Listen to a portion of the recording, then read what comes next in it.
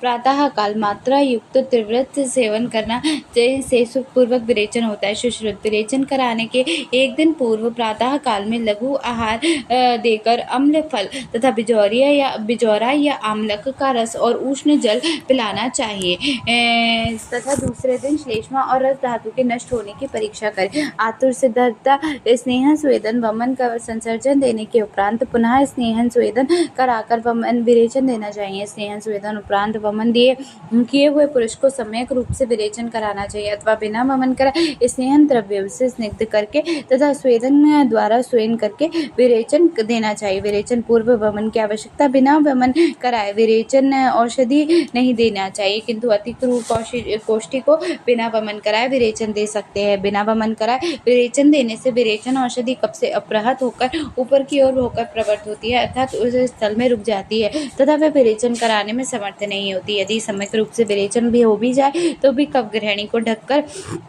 अंग गौरव या प्रवाहिका उत्पन्न करती है, परंतु अति क्रूर को वमन न कराने से ये दोष नहीं होते क्योंकि उनके उदर में वायु की अधिकता होती है। बिना वमन कराए स्नेहन स्वेदन से युक्त पुरुष को साम्यावस्था में अथवा मृदु औषधि से विरेचन देने के विपरीत विरक्त पुरुष को अधोमार्ग से अतिउष्ण गुरुता उदर में स्तब्धता शूल तथा वात पुरुष मूत्र रोगी का अवरोध हो जाता है।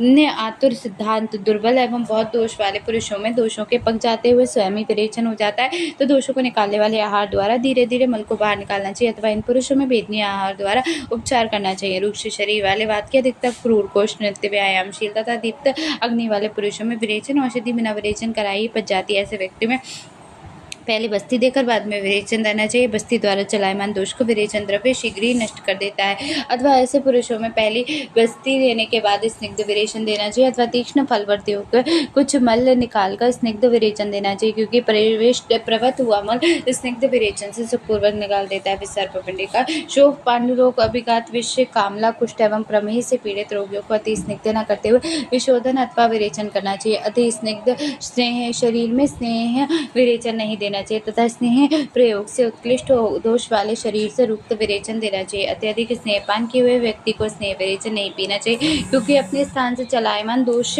विरेचन अत्यधिक स्नेहपान किए हुए व्यक्ति को स्नेह विरेचन नहीं पीना चाहिए क्योंकि अपने स्थान में चलायमान दोष पुनः मार्गों में चिपक जाते हैं। स्नेह साथ में व्यक्ति को रुक्ष बनाकर तथा पुनः स्नेहन करा के विरेचन देना चाहिए। इसके दोष बाहर निकल जाते हैं तथा बल की वृद्धि होती है। प्रधान कर्म विरेचन योग्य का सेवन आतुर परिचय एवं निरीक्षण विरेचन वेग निर्धारण हित दोषों का क्रम और समय का आदि लक्षण विरेचन योग का सेवन वमन आदि उत्पत्ति सेवन कराकर पुनः स्नेहन सेवन कराकर उसको स्वस्थ मन से युक्त देखकर सुख पूर्वक रात्रि को सोया है। रात्रि भोजन भली भांति पच गया हो जिसमें होम बलि जप तथा प्रायश्चित कर लिया हो, इष्ट तिथि मंगल नक्षत्र करण एवं मुहूर्त में ब्राह्मणों द्वारा स्वस्ति वचन कराकर एक नक्षत्र मात्रा में त्रिवल्त कल्कों को या योग्य दूध आदि द्रव को आडोलक करके पिला देना चाहिए। विरेचन कराने के से एक दिन पूर्व प्रातः काल लघु आहार अम्ल फल रस उष्ण जल को सेवन कराना चाहिए।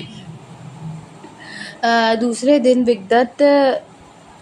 विगत श्लेष्मा तथा एवं रस धातु जानकर विरेचन औषधि मात्रा का पान कराएं अथवा कफ के जीर्ण हो जाने पर विरेचन औषधि देनी चाहिए। औषधि पान के रोगी को विरेचन में ध्यान रखना चाहिए, लगाते हुए शैया पर समीप विरेचन करना चाहिए। जिस व्यक्ति ने कभी पहले विरेचन द्रव्य का पान न किया उसे मृदु औषधि पिलाकर शुद्ध शरीर करना चाहिए। उसके पश्चात उसके कोष्ठ का ज्ञान करके संशोधन करना चाहिए। अनुपान जो पान और अन्य हृदय के लिए हितकर हो, चाहे वह मधुर हो या कटु हो, लवण हो, उसके साथ ही विरेचन द्रव्य देना चाहिए। दालचीनी नागकेसर दाड़िम एला सीतोफलादि मातुलंग मध्य और अन्य जो भी अनुकूल द्रव्य हो उनके साथ मिलाकर विरेचन देना चाहिए। आतुर परिचय एवं निरीक्षण औषधि पान के तुरंत बाद वमन को रोकने के लिए मुख पर शीतल जल का सिंचन करे या प्रक्षालन करे। उष्णोदक से अंत मुख का विशोधन करे। आर्द्र या सुगंधित मिट्टी मातुलंग जंबी चमेली पुष्प एवं हृदय गंध को सूंघना चाहिए। रोगी को तांबुल सेवन करना चाहिए। रोगी को निवात स्थान में सुखदायक शैया पर बिठाएं। निद्रा सेवन ना करे, वेग की रुकावट ना हो इसीलिए थोड़ा थोड़ा उष्णोदक पान करे। वेगों को धारण ना करें।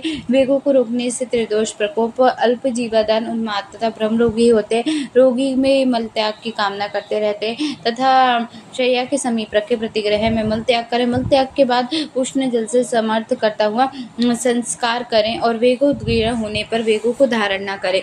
शीतल जल का स्पर्श और प्रवाहन नहीं करना चाहिए। यदि उदर में दोष विबंध हो जाए तो या अल्प मात्रा में निकल जाए या बहुत देर से निकले तो उसे उष्ण जल पिलाना चाहिए। इससे आत्मान तृष्णा क्षत्रिय विबंध का शमन हो जाता है। यदि उद्गार एवं अंग शूल के साथ भेषज दोषों द्वारा अवरुद्ध होकर ना तो ऊपर आती हो और ना ही नीचे जाती हो, ऐसी दशा में उदर एवं वक्ष प्रदेश पर स्वेदन करना चाहिए। वातिक शूल होने पर शरीर का अभ्यंग करके स्वेदन कराना चाहिए तथा अग्नि को दीप्त करने वाली पैप पिलानी चाहिए। यदि बालकों को शोधन काल में शूल हो तो उन्हें हस्त स्वेद देना चाहिए तथा 6 वर्ष से अधिक वय वाले बालकों को पट्ट स्वेद से स्वेदन कराना चाहिए। विरेचन वेग भलीभांति न आने पर, संशोधन औषधि दूषित होने पर, रुक जाने पर अथवा वेग अप्रवृत्त होने पर उसे उत्तेजित करने के लिए उष्ण जल पिलाना चाहिए तथा हाथों से गर्म कर पार्श्व एवं उदर प्रदेश पर स्वेदन कराना चाहिए। इससे दोषों की प्रवृत्ति होती है। पान किए गए औषधि के शरीर में शेष रहने पर भोजन करने अथवा भोजन के शेष रहने पर औषधि पीने से रोगों का शमन नहीं होता तथा अन्य रोगों की उत्पत्ति हो जाती है। औषधि जीर्ण लक्षण, वातानुलोमन, स्वस्थता का अनुभव, भूख प्यास का लगना, उत्साह, मन में प्रसन्नता, इंद्रियों में लघुता होना तथा शुद्ध उद्गार का आना। अजीर्ण अवस्था में संशोधन देने पर ग्लानि बढ़ जाती है तथा विबंध हो जाता है एवं विपरीत वेग आने लगते हैं, अर्थात वमन द्रव्य से विरेचन तथा विरेचन द्रव्य से वमन होने लगता है। स्नेहन एवं स्वेदन से रहित पुरुष को तथा जीर्ण में भोजन औषध सेवन कराने पर प्रवाहिका, शूल, छद्री, हितका, आधमान, श्वास, कास, अरुचि, हृदयास तथा हृदय रोग उत्पन्न हो जाते हैं। यदि अति अनुलोमिक द्रव्य पिलाने पर वह कफ को संकृष्ट होकर ऊर्ध्वगामी हो जाए तो उसे वमन कराकर कवल द्वारा मुख शुद्धि कराकर लंघन कराने के बाद विरोचन औषध का पान करना चाहिए। इसके बाद है यदि रोगी द्वारा पिया हुआ विरेचन दोष अग्रहत हो जाए, अति दुर्गंध हो जाए तो अति अजीर्ण अवस्था में दिया हुआ मात्रा अधिक हो अथवा शरीर में कफ क्लिष्ट अवस्था हो तो वह औषधि कफ द्वारा अवरत होकर ऊपर की ओर चली जाती है। इस अवस्था में वमन, लंघन तथा स्नेहन कराकर विरेचन कराना चाहिए। विरोचन औषधियों में वमन होने पर पैरों को उष्ण जल को सिंचन, सिर का शीतल से सिंचन, वमन औषधि से विरेचन होने पर पैर को शीतल जल से सिंचन, सिर का सूक्ष्म जल में सिंचन, अग्नि के दीप्त होने पर, सिर में स्निग्ध होने पर, शरीर में बहुत दोष होने पर, विरेचन होने पर या अल्प दोष वालों से विरेचन न होने पर या अल्प प्रवृत्त होने पर, अल्प दोषों वालों में भी औषधि जीर्ण हो गया हो तथा 3 दिन शेष हो तो रोगी के बल को देखकर विरेचन औषधि की मात्रा पुनः देनी चाहिए, परंतु औषधि की अजीर्ण अवस्था की पुनः अवस्था नहीं देनी चाहिए। सतियोग का भय रहता है अथवा उस दिन भोजन देकर दूसरे दिन विरेचन दे अथवा अद्रण या एवं अस्नेहित पुरुष के शरीर को पुनः स्नेह स्वेदन करके 10 दिन तक पश्चात विरेचन औषधि देनी चाहिए। दुर्वृश्य पुरुषों में प्रथम अवस्था देकर पुनः स्नेह बस्ती या स्नेहपान से करके विरेचन देना चाहिए। कफोबल अवस्था, अति स्निग्ध शरीर, गुरु गोष्ठ अथवा बंधा अग्नि से युक्त पुरुष को मृदु औषधि से विरेचन कराने पर दोषों का अतिशय उत्क्लेश होकर जांड्य, तत्रत और बलय तथा अंग साध उत्पन्न हो गया। इस अवस्था में शीघ्र ही वमन कराना चाहिए। पश्चात लंघन द्वारा अग्नि को संतुलित करके पुनः स्नेहन कराकर तीक्ष्ण एवं उष्ण औषधि से विशोधन कराना चाहिए। विरोचन औषधियों को पीने पर यदि औषधि दोषों को न निकल बच जाए अथवा उसका वमन हो जाए तब तो धीरे से वैद्य को चाहिए कि पुनः विरेचन औषधि का पान कराए। वमन और विरेचन द्वारा पूर्ण रूप से शोधन न होने पर शेष दोषों को भोजन एवं कषाय द्वारा शमन करना चाहिए। सम्यक विरेचन होने पर भी यदि उद्गार आ रही हो तो शीघ्र ही औषध को वमन द्वारा बाहर निकाल दें। यदि विरेचन अधिक हो रहा है तो अधिक औषधि जीर्ण हो गई हो तो शीतल औषधि द्वारा उसका स्तंभन करे दे। यदि विरेचन औषधि देने पर शरीर में लघुता और शुद्धि के लक्षण उत्पन्न हो गए हों फिर भी विरेचन बंद न हो तो शेष औषधियों को वमन द्वारा बाहर निकाल दें। यदि शुद्धि के लक्षण होने पर भी लघुता न हो तो वमन न कराएं बल्कि विरेचन होने दें। स्तंभ में वाग प्रसंग और निरुद्ध उद्गार की अवस्था हो तो वमन कराना चाहिए। वमन तब तक कराएं जब तक कि शरीर में लघुता न आ जाए, तब तक कफ का पतला होकर न निकले, शरीर रूक्ष रुक्ष शरीर एवं उपवास करने वाले व्यक्ति में तथा औषधि का पाचन हो जाने पर वायु द्वारा विष्टम्भ होकर यदि औषधि ऊर्ध्व मार्ग में चली जाए तो अन्य औषधि को स्नेह और लवण के साथ पिघलाना चाहिए। इसके बाद विरेचन द्रव्य के जीर्ण काल में तृष्णा, मोह, भ्रम या मूर्छा उत्पन्न हो तो पित्तगन, स्वादु और शीतल औषधि का प्रयोग हितकर होता है। विरेचन औषधि के कफ से आवृत होने पर लाला, स्त्राव, हृदयास, विष्टम्भ और लोमहर्ष होता है तथा विरेचन नहीं होता। इस स्थिति में तीक्ष्ण, उष्ण, कटु आदि कफनाशक द्रव्यों का प्रयोग हितकर है। जिन पुरुषों का शरीर अत्यधिक पित्त के कारण पीड़ित हो उनमें मंद मंद विरेचन करना चाहिए। अत्यंत वेग से प्रवर्तित अति तीक्ष्ण विरेचन प्रदीप्त अग्नि वाले मृदु कोष्ठ पुरुष के दोषों को सम्यक रूप से नहीं निकाल देना है। पाक को प्राप्त होता हुआ अथवा पच्यमान विरेचन द्रव्य दोषों को लेकर अधो मार्ग से प्रवृत्त होता है और वमन द्रव्य अपक्वावस्था में भी अपने गुण की प्रधानता से दोषों को ऊर्ध्व मार्ग से निकालता है। विरेचन वेग निर्धारण इम्पॉर्टेंट है। विरेचन के वेग आने पर मल युक्त दोष 2 या 3 वेग छोड़कर वेगों की गणना करते हैं।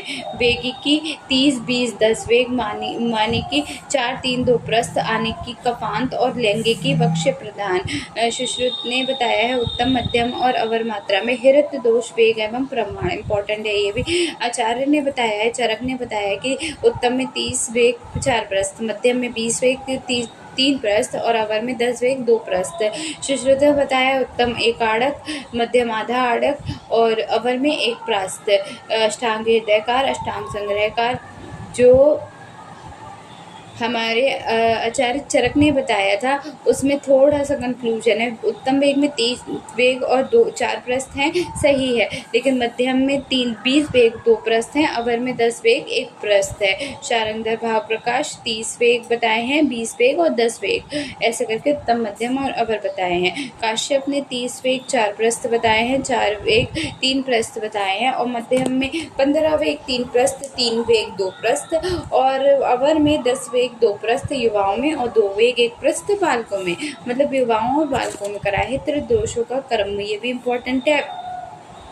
विट, पित्त, कफ, अम्ल का क्रम से निकलना काश्यप और चरक ने बताया है। मूल, मल, पित्त, औषधि, कफ का क्रम से निकलना सुश्रुत ने बताया। वात, मूत्र, पुरुष, तिक्त एवं कफ का क्रम से निकलना वृद्ध बांगवट ने बताया। पुरुष, पित्त, कफ एवं वायु का क्रम से निकलना वांगवट ने बताया। मल, पित्त, भोषज एवं कफ का क्रम से निकलना ये वांगसेन शारंगधर भाव प्रकाश ने बताया। समय के आदि लक्षण, समय के लक्षण शरीर में दुर्बलता, लघुता, ग्लानि होना, व्याधि का कम होना तथा स्वस्थता का अनुभव होना, भोजन में रुचि होना, उचित काल में शुद्ध तृष्णा लगना, स्रोतस की शुद्धि होना, हित शुद्धि एवं वर्ण शुद्धि होना, मल मूत्र आदि वेगों का आना तथा वायु का अनुलोमन होना, क्रमशः मल, पित्त, कफ, वायु की प्रवृत्ति होना, बुद्धि, इंद्रिय एवं मन की शुद्धि होना तथा इंद्रियों में स्वच्छता आना, अग्नि तप्त दीप्त होना तथा शरीरस्थ साम्य अवस्था का होना सुश्रुत ने बताया है। कफयुक्त पित्त एवं मल के शरीर से बाहर निकल जाने के पश्चात नाभि प्रदेश में लघुता और मन में प्रसन्नता की उत्पत्ति तथा वायु के अनुलोमन होने से सम्यक विरेचन हो जाता है। नेक्स्ट है अयोग के लक्षण, बार बार थूकना, हृदय शुद्धि होना, कफ पित्त दोषों का उत्क्लेश अथवा कफ पित्त एवं वायु का प्रकोप होना, अग्नि की मंदता होना, अरुचि, आत्मान एवं छद्री होना, शरीर में भारीपन होना और दौर्बल्य एवं अलघुता होना, जंगा एवं मुरुक में संदन होना, तंद्रा तथा स्तैमित होना, पीने सुख की प्राप्ति उत्पत्ति होना, वायु का अवरोध होना अथवा वायु का अनुलोमन होना। इसके बाद देखो सुश्रुत ने बताया भली प्रकार विवेचना होने पर कफ पित्त का प्रकोप, दाह, अरुचि, गौरव और अग्निमांद हो जाता है। समय विवेचना होने पर हृदय और कुक्षी की अशुद्धि, दाह, कटु और मूल मूत्र का अवरोध होता है। अतियोग का लक्षण, अतियोग में क्रमशः मल, पित्त, तिक्त एवं वात निकलने के बाद मेद एवं मांस उदक के समान रक्त का निकलना अथवा कफ पित्त रहित जल का निकलना अथवा कृष्ण वर्ण का रक्त निकलना, रोगी को बार बार प्यास लगना, वायु से पीड़ित होकर बेहोश हो जाना, कफ, रक्त एवं पित्त का क्षय हो जाना जिससे वात का प्रकोप होकर शरीर को शून्यता, अंग मर्द, कंप, निद्रा नाश, बलक्षय, तम प्रदेश, उन्मादता का उत्पन्न होता है। सुश्रुत ने बताया, मूर्छा, गुदभ्रंश, कफ का अतिमात्रा में स्राव एवं शूल की उत्पत्ति विरेचन में अतियोग में लक्षण होते हैं। पश्चात कर्म है कि समय विरेचन हो जाने पर रोगी को वमन उत्पत्ति धूमन को छोड़कर अन्य विधियों का तब तक सेवन करना चाहिए जब तक उसमें स्वाभाविक रूप से बलवर्ण की प्राप्ति न हो जाए। जब बलवर्ण की पूर्ववत प्राप्ति हो जाए तब उसको शांति चित्त देखकर सुखपूर्वक सोए हुए, भली भांति भोजन पचे हुए, सिर से स्नान किए हुए, सुगंधित द्रव्यों का अनुलोमन किए हुए, माला धारण किए हुए, नए वस्त्र धारण किए हुए, अपने अनुरूप आभूषणों से अलंकृत रोगी को उसके मधुर सुहृदय मित्र एवं जानकारों के दर्शन कराएं तथा इच्छा अनुकूल कार्यों की अनुभूति प्रदान होती है। लंघन, सम्यक स्निग्ध एवं रुकोष्ठ वाले व्यक्ति को यदि अल्प विरेचन हुआ हो तो लंघन कराना चाहिए। लंघन द्वारा स्नेह प्रयोग से उत्पन्न श्लेष्मा और दोष संग होने पर शांत हो जाते हैं। संसर्जन कर्म, यदि रोगी मंदाग्नि से पीड़ित हो, क्षीण हुआ हो तथा भली प्रकार विरेचन न हुआ तो उस 2 दिन उसे पैर नहीं पिलाना चाहिए। क्षीर तृष्णा से पीड़ित तथा भली प्रकार विरेचन किए हुए लोगों को तनु सुकृष्ण एवं लघु पैर पिलाना चाहिए। विरेचन में हरण किए गए दोषों के प्रमाण के अनुसार सदा आहार विधि का पालन करना चाहिए। सुश्रुत अनुसार संसर्जन कर्म एक प्रस्थ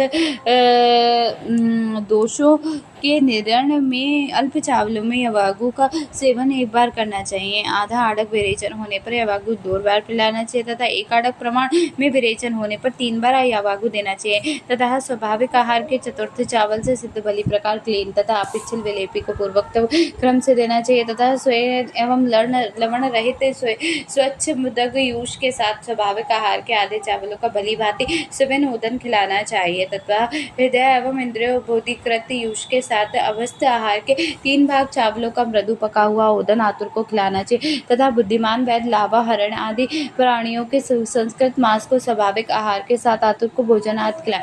1, 2, 3 बार यवागु आदि आहारों देना यह क्रमहीन, मध्य एवं उत्तम विरेचनों के लिए बताया गया है। वेदना, इच्छित वस्तुओं की अप्राप्ति, उपवास आदि नियम, शोक तथा वैचित्य आदि मानसिक विकारों के कारण उपवास किए हुए पुरुषों का उपचार विरक्त पुरुषों के समान करना है। त्रिविध बल का निर्देश होने पर 3 प्रकार के आहार क्रम करना चाहिए। बलवान पुरुष को जो इस अनुक्रम में 1 बार, मध्य बल वाले पुरुष को 2 बार तथा दुर्बल पुरुष को 3 बार देना चाहिए। कुछ आचार्य मंद, मध्य और उत्तम अग्नि वाले पुरुषों के लिए इस आहार अनुक्रम का विधान रखते हैं। वमन एवं विरेचन से युक्त पुरुष को हरण, ऐंड, लावा पक्षी, खरगोश, मयूर एवं तितिर आदि मांसरस, शट्टे एवं पुराणशाली चावल एवं मुदक तथा अन्य लघु आहारों का सेवन करना चाहिए। शुद्धि अनुसार पेय आदि संसर्जन क्रम तालिका आचार्य चरक ने जो बताई है। प्रथम दिवस प्रातः काल प्रबल मात्रा में उष्णोदक पान, मध्यम में उष्णोदक पान और अवर में, तीनों में उष्णोदक है। सायंकाल में तीनों मात्रा में शुद्धि में पेय देते हैं। द्वितीय में प्रातः काल से लेकर मध्य शुद्धि तक मतलब प्रवर से मध्यम तक पेय देंगे, उसके बाद अवर में विलेपी देंगे, सायंकाल में पेय देंगे, फिर विलेपी देंगे, फिर कृताकृत यूष देंगे। तृतीय में प्रातः काल में विलेपी फिर कृत अकृत मांसरस, सायंकाल में विलेपी, अकृतयूष और सामान्य आहार। चतुर्थ में प्रातःकाल विलेपी और मध्य में कृतयूष, सायंकाल में अकृतयूष, अकृत मांसरस। पंचम में प्रातःकाल कृतयूष, कृत मांसरस, सायंकाल में कृतयूष, सामान्य आहार। षष्ठम में प्रातःकाल अकृतयूष, बाकी नहीं है। सायंकाल में कृतमांसरस, प्रातः काल में कृतमांसरस, सायंकाल में सामान्य आहार। कुल अन्नपान मध्यम के प्रवर अवशुद्धि के 12 हैं, मध्यम शुद्धि के 8 हैं और आपके अवर शुद्धि के 4 हैं। पथ्य आपत्त विरेचन किए हुए पुरुष को प्रभात सेवन, चिंबाम्बू, स्नेह, अभ्यंग, अजीर्ण उत्पन्न करने वाले भोजन, व्यायाम तथा मैथुन का त्याग कर देना चाहिए। शाली धान्य, षष्टिक, मुदंग आदि का यवागु बनाकर भोजन करें अथवा जांगव एवं विचिशिकर प्राणियों के मांसरस एवं शाली धान के भात का भोजन विरेचन उपरांत पथ्य है। इसके बाद विरेचन संशोधन व्याप्ति, ये हम नेक्स्ट वीडियो में कवर करेंगे। ठीक है, अभी के लिए इतना काफ़ी है। Thank you.